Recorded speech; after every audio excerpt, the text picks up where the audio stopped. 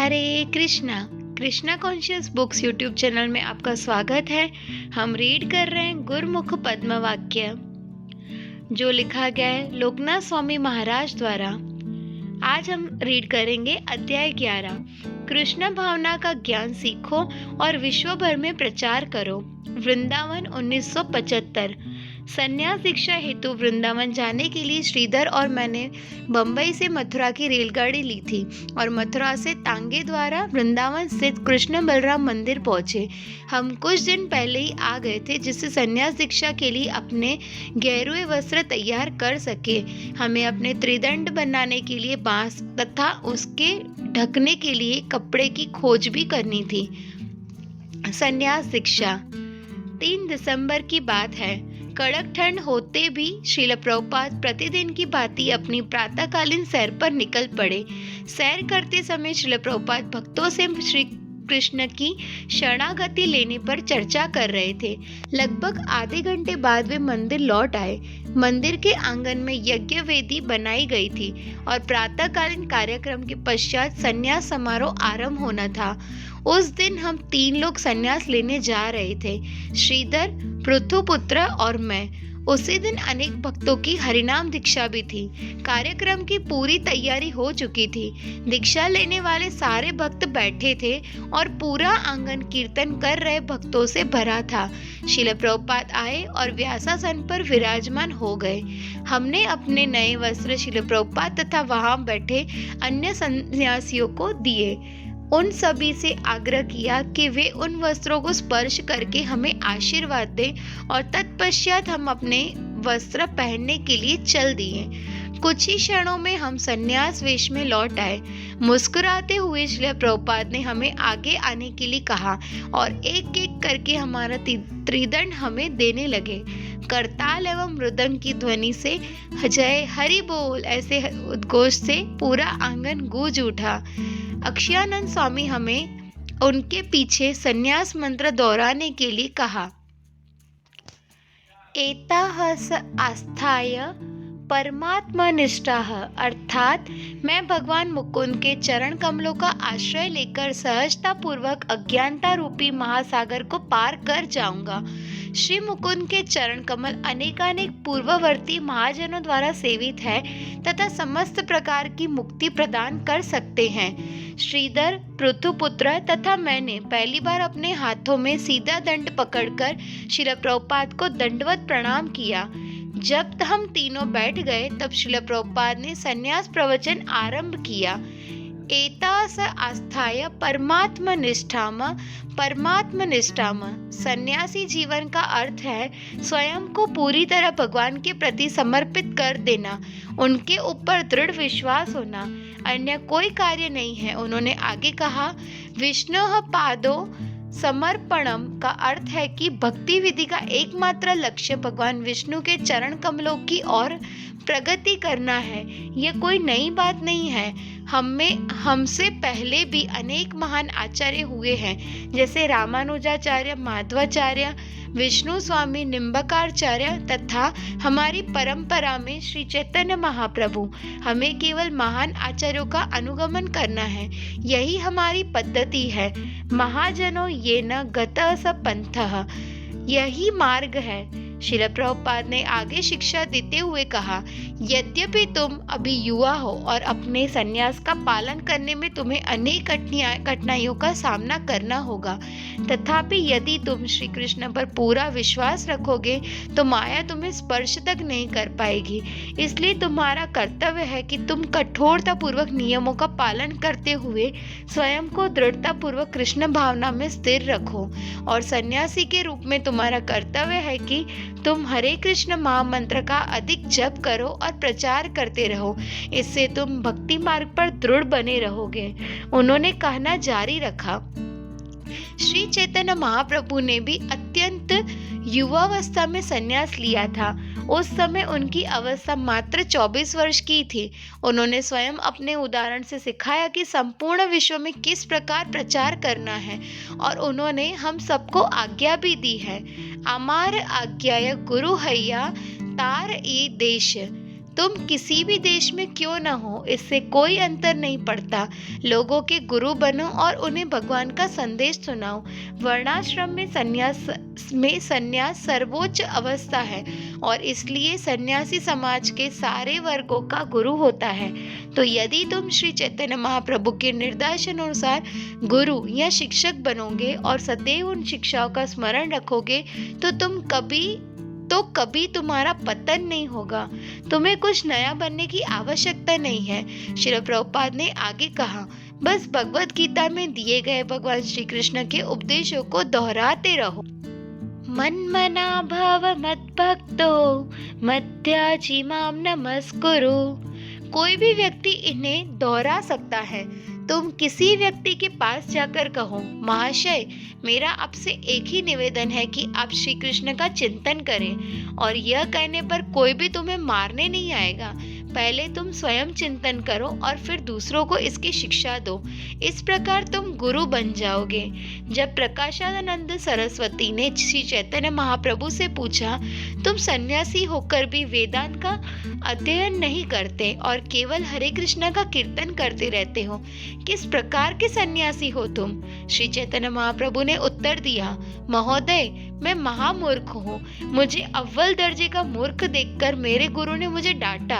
हम जानते हैं कि श्री चैतन्य महाप्रभु मूर्ख नहीं थे, किंतु उन्होंने स्वयं को अज्ञानी मूर्ख के रूप में इसलिए प्रस्तुत किया क्योंकि हम सब मूर्ख हैं। भारत भूमि ते हैल मनुष्य जन्म यार, जन्म सार्थक करी कर पर उपकार।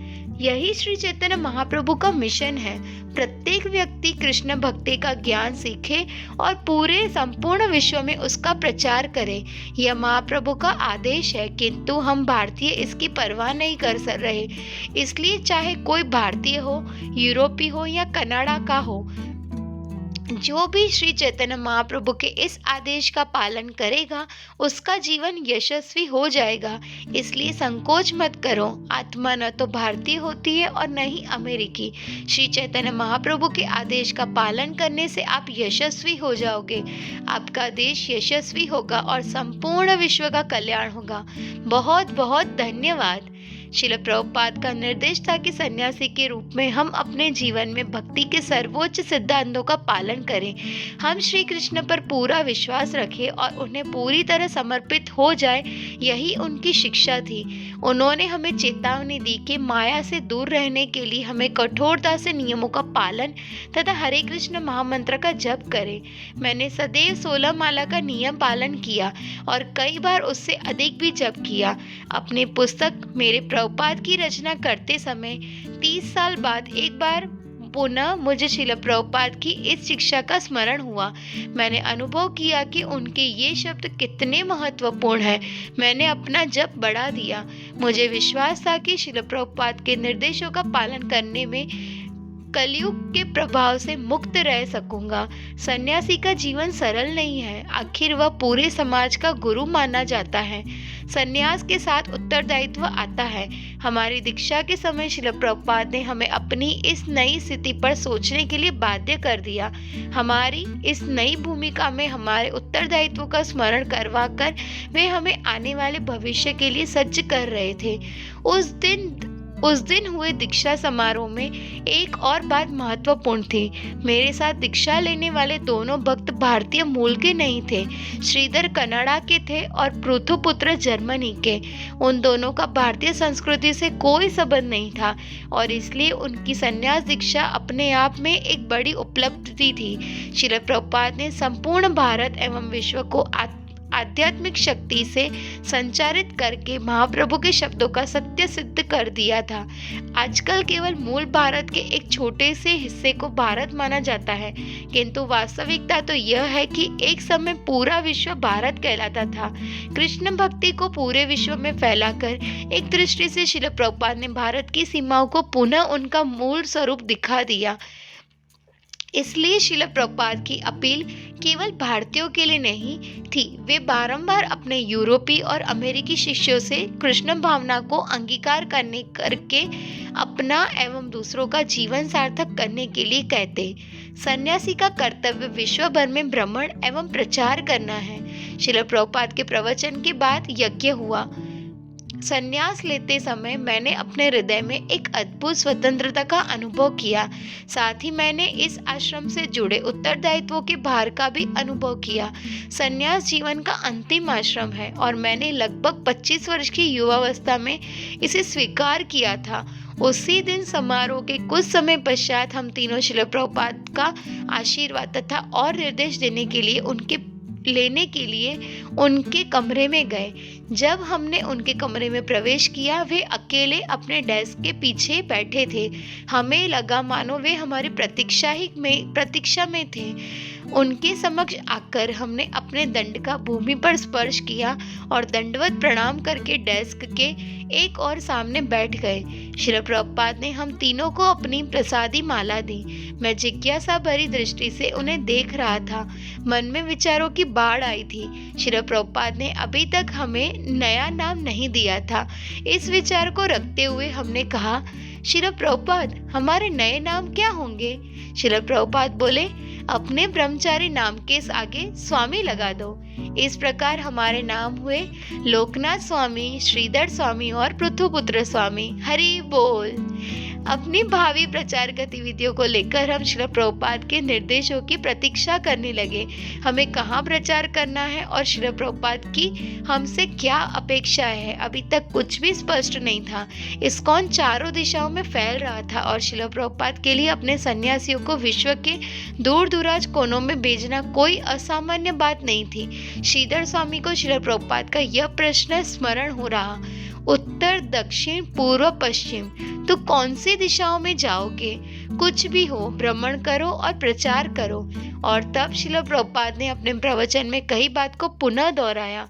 मन मना भव मद्भक्तो मद्याजीमाम नमस्कुरु। तुम्हें ये 4 कार्य करने हैं। श्री कृष्ण का भक्त बनना है, उनका स्मरण करना है, उन्हें प्रणाम करना है और उनकी पूजा करनी है। श्रील प्रभुपाद ने बल देते हुए कहा कि सबसे महत्वपूर्ण हमारी प्रामाणिकता है।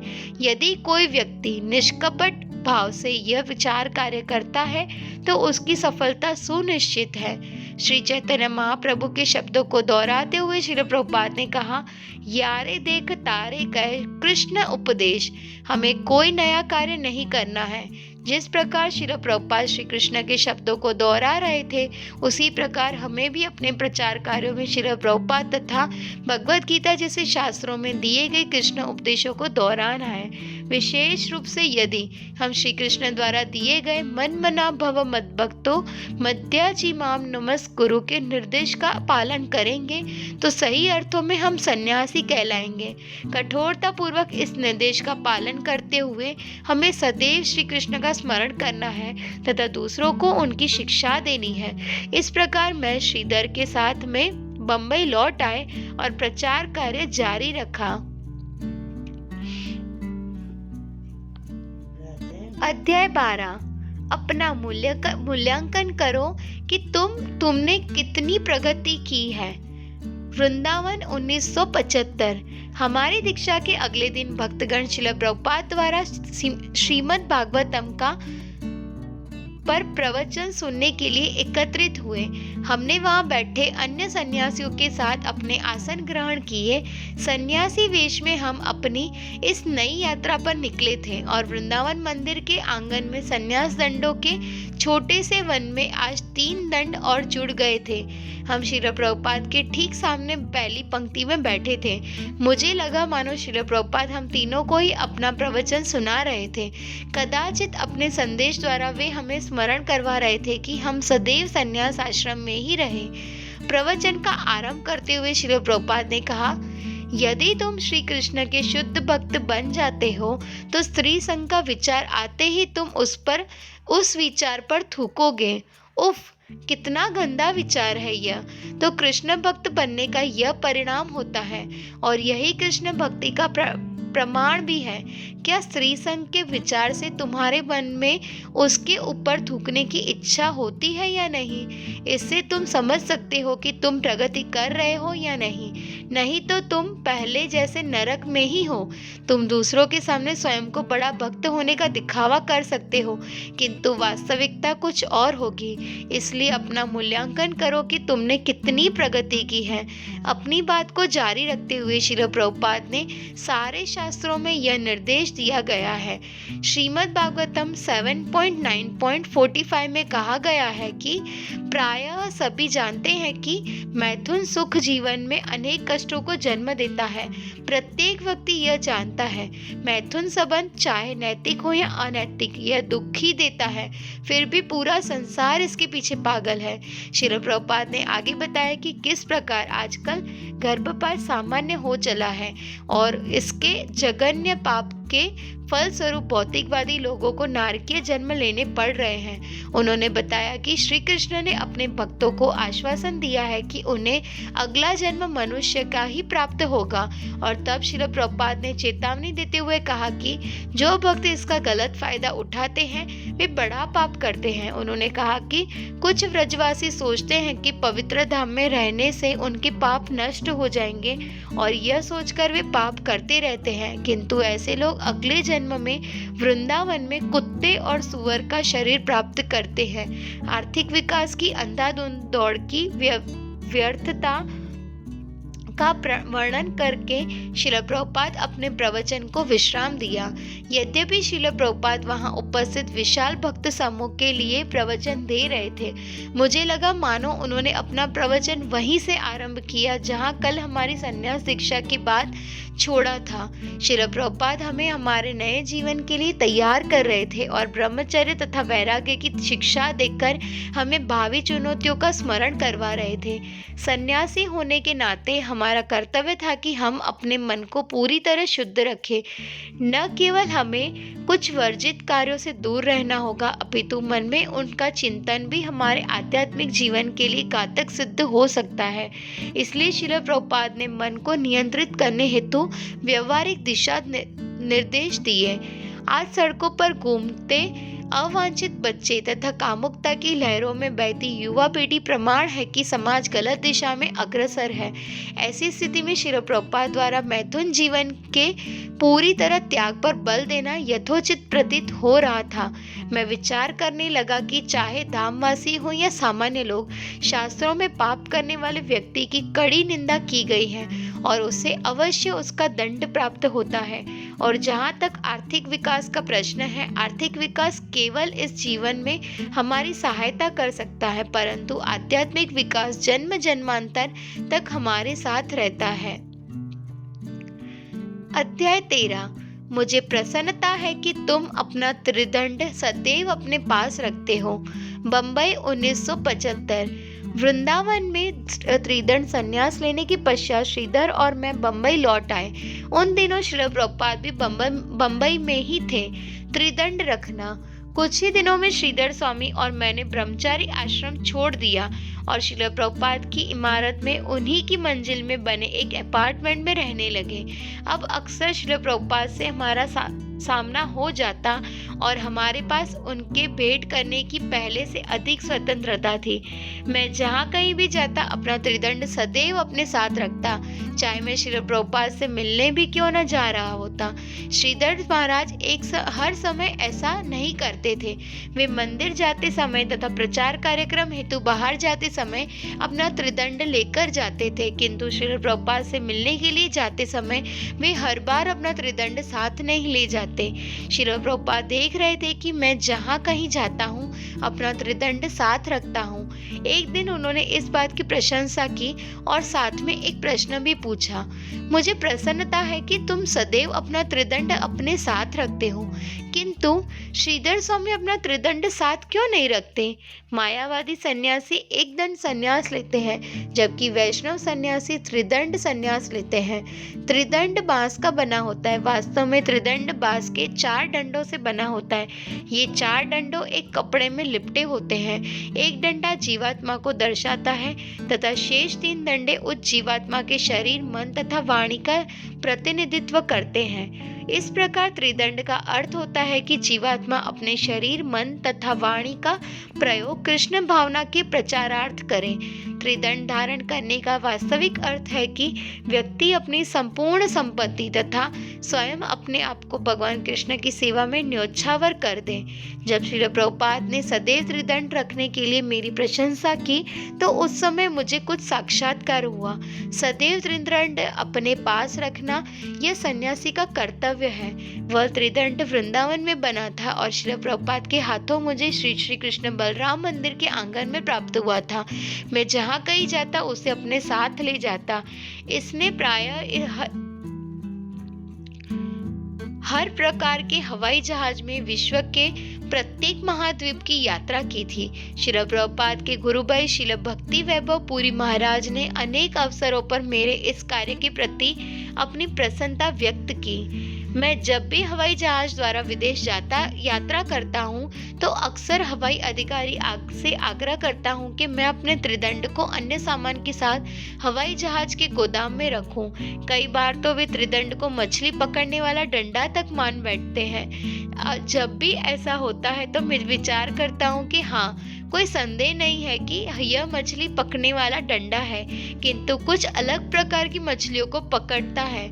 यह भौतिक संसार भ्रमित लोगों से भरे एक भवसागर के समान है। उन लोगों की तुलना सागर में तैरती मछलियों से की जा सकती है और भ्रमणकारी सन्यासी उन लोगों को सागर से बाहर निकालने का प्रयास कर रहे हैं। एक समय मैं यूनाइटेड एयरलाइंस द्वारा शिकागो से लॉस एंजलिस की यात्रा कर रहा था। हवाई अधिकारी ने आग्रह किया मैं अपना दंडा भी चेक इन के लिए रखूं। मैंने कहा मुझे क्षमा करना, किंतु मैं अपना त्रिदंड आपको नहीं दे सकता। इस विषय में क्या मैं कप्तान से बात कर सकता हूँ? उस जहाज की कप्तान महिला थी। उसने कहा हाँ, क्यों नहीं, इसे ठीक मेरे पीछे रख दो।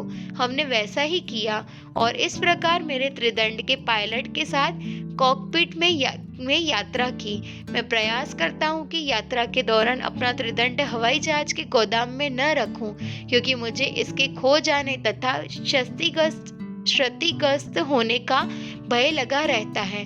कई बार तो मुझे उस गोदाम में न रखने के लिए कोई चाल तक चलनी पड़ती है और लगभग हर बार मैं सफल हो जाता हूँ।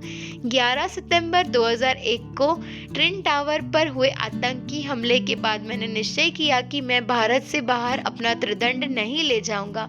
हवाई अड्डों के सुरक्षा कर्मी पहले से कहीं अधिक सचेत रहने लगे, जिससे मेरे लिए हवाई जहाज पर अपना त्रिदंड ले जाना कठिन होने लगा। सन 1976 में श्रील प्रभुपाद ने अपने एक पत्र में लिखा था कि यदि त्रिदंड को सदैव रखना अत्यधिक समस्याजनक हो तो ऐसा करने की कोई आवश्यकता नहीं है। जीबीसी का भी यही नियम है। सन 1983 में जीबीसी ने नियम बनाया कि प्रत्येक सन्यासी के लिए संन्यास लेने के बाद 10 वर्षों तक त्रिदंड रखना अनिवार्य है और उसके बाद वैकल्पिक। तुम यही अध्ययन करो और यही प्रचार करो।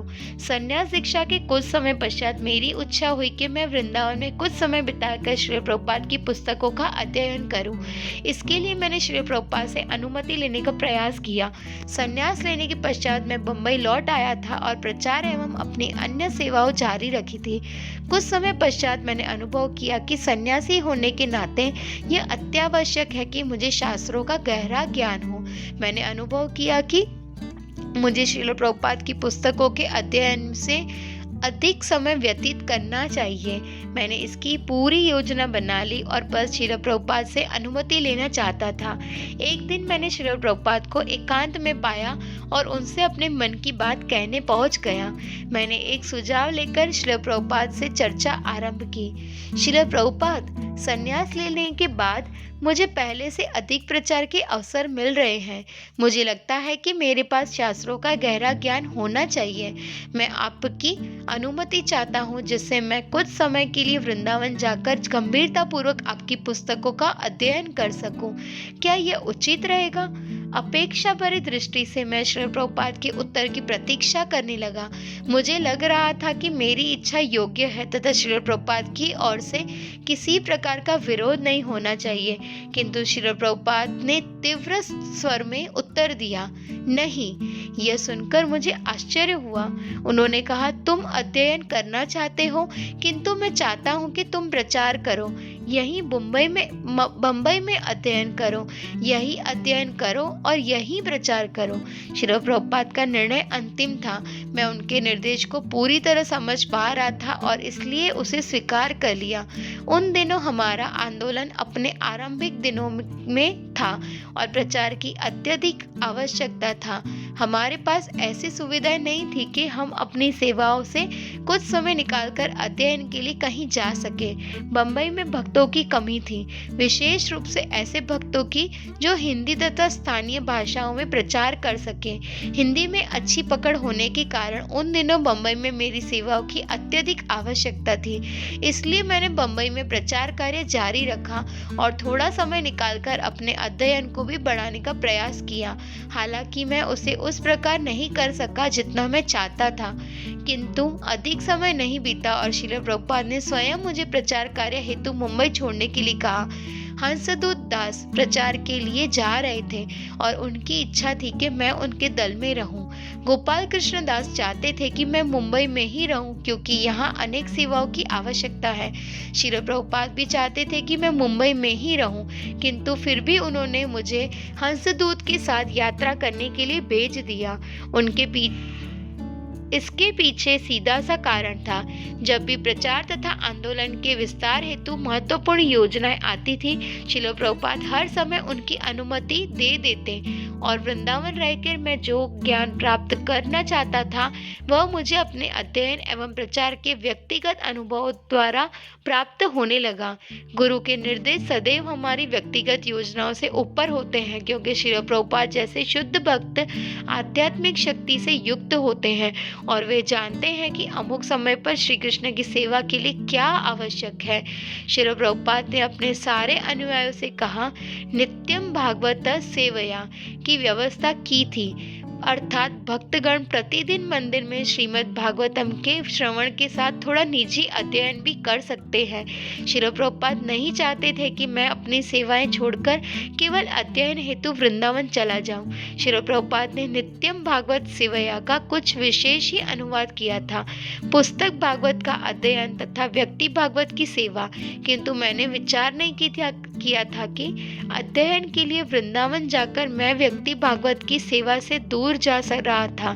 श्रील प्रभुपाद चाहते थे कि मैं बम्बई में ही श्रीमद् भागवतम का अध्ययन भी करूं और साथ ही शुद्ध भागवत की सेवा करते हुए यहीं उनके मिशन की सेवा भी करूं। वे नहीं चाहते थे कि मैं एक ही सेवा के लिए दूसरे की सेवा का त्याग करूं। हरे कृष्णा। आज के पाठ में इतना। कल हम रीड करेंगे 14 अध्याय से। तब तक के लिए वांछा कल्पतरुभ्यश्च कृपा सिंधुभ्यो एव च पतितानां पावनेभ्यो वैष्णवेभ्यो नमो नमः। श्री हरिनाम प्रभु की जय। परम पूज्य लोकनाथ स्वामी महाराज की जय।